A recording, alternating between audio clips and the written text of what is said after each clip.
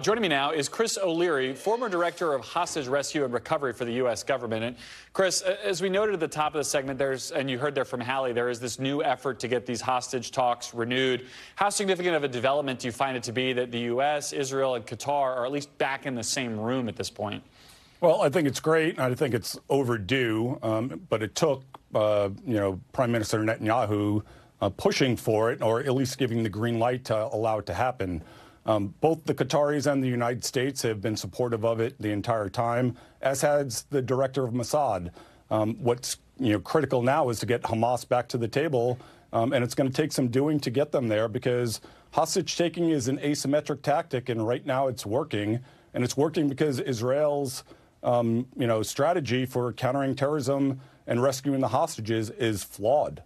Yeah, what effect do you think the killing of those 3 hostages by the IDF has on all of this? I can't imagine it does anything other than push towards further negotiations.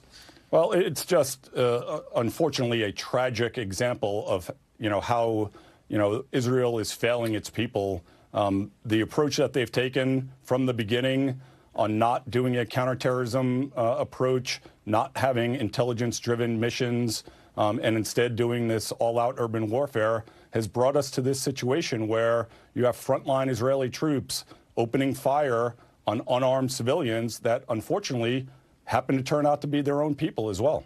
Yeah. Last time we had you on, we talked about this idea that Hamas uses the hostages as currency. Previously, Israel released Palestinian prisoners at about a 3-to-1 ratio to get hostages home. For lack of a better way to describe it, does the cost of returning hostages go up in a second ceasefire, if there is one? I think Hamas is I think you're hitting the nail on the head. I think Hamas is in the position to ask for the release of every Palestinian prisoner at this point.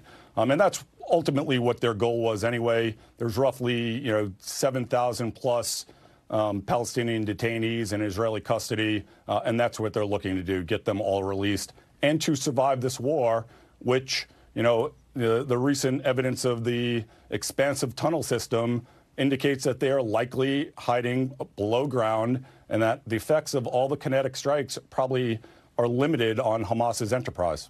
What do we know now differently than we did during the last ceasefire, the idea that hostages might be exchanged, right? We have hostages who've been out now, who've told us things like that they were guarded 24/7 around the clock while they were in custody of Hamas. How does all that change the way the Israeli government might approach future negotiations?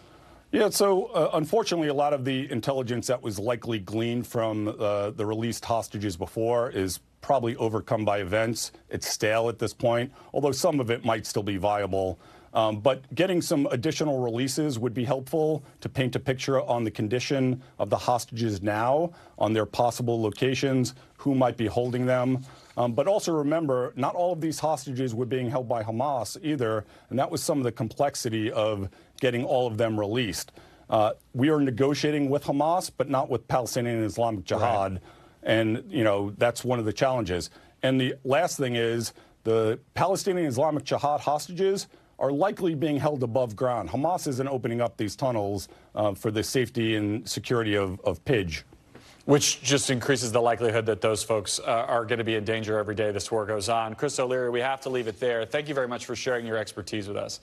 Thanks for watching. Stay updated about breaking news and top stories on the NBC News app, or follow us on social media.